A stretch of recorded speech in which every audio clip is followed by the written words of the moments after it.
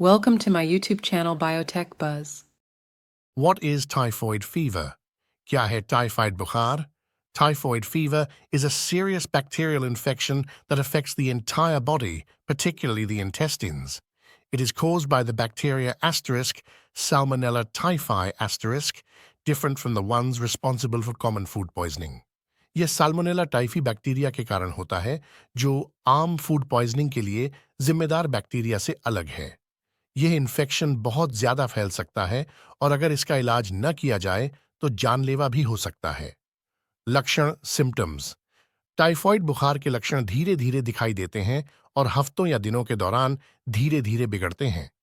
यहाँ कुछ महत्वपूर्ण संकेतों पर ध्यान देने की जरूरत है। 1. प्रोलॉन्ग्ड हाई फीवर, लगातार तेज बुखार। सबसे ज्यादा देखने में आने वाला लक्षण तेज बुखार है, जो कई दिनों तक लगातार बनी रहती है और 103 डिग्री फ़ारेनहाइट से भी ज्यादा बढ़ सकती है। 2. फैटीग एंड वीकनेस, थकान और कमजोरी। सामान्य से ज्यादा थकान और कमजोरी महसूस होना, जिसमें रोजमर्रा के काम करने की ऊर्जा न होना शामिल है। 3. हेडेक, सिरदर्द। फीवर के साथ अक्सर सुस्त या तेज सिरदर्द भी हो सकती है। 4. नॉजिया एंड वॉमिटिंग, मतली और उल्टी। पेट खराब होना, नॉजिया और कभी कभार उल्टी हो सकती है, हालांकि यह कुछ अन्य बीमारियों की तरह ज्यादा गंभीर नहीं होती है। 5. एब्डोमिनल पेन, पेट में दर्द। पेट में, खासकर निचले भाग में तकलीफ या दर्द होना आम लक्षण है। 6.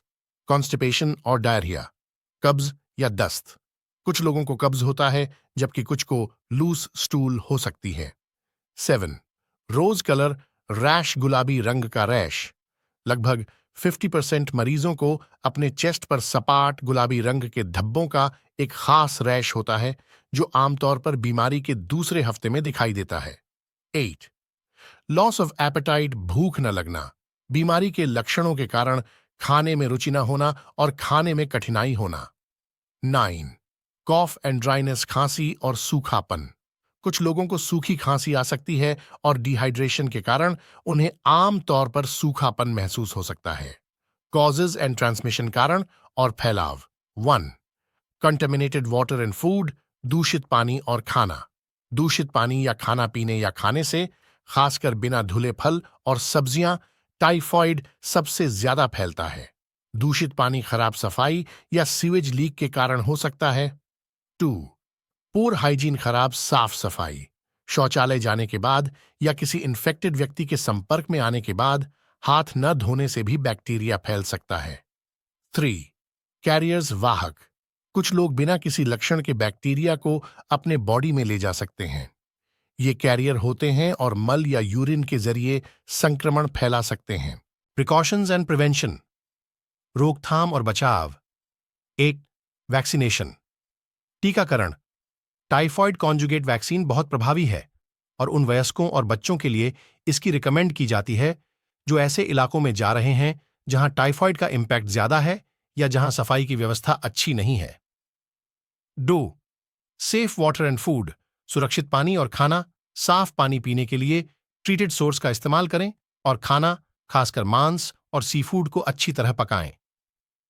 3. हाइजीन प्रैक्टिस, साफ सफाई की आदतें। शौचालय जाने के बाद, डायपर बदलने के बाद और खाने से पहले साबुन और पानी से हाथ धोना बहुत जरूरी है। ठीक है, इस तरह से चलते हैं। लिविंग विद टाइफॉइड, टाइफाइड के साथ जीना। 1. अर्ली डायग्नोसिस एंड ट्रीटमेंट, जल्दी पता लगाना और इलाज शुरू करना। जितनी जल्दी टाइफॉइड का पता चल जाए और एंटीबायोटिक्स का इलाज शुरू हो जाए, उतना ही अच्छा है। इससे कॉम्प्लिकेशंस होने का खतरा कम होता है और पूरी तरह ठीक होने की उम्मीद बढ़ जाती है। 2. रेस्ट एंड हाइड्रेशन, आराम और हाइड्रेशन।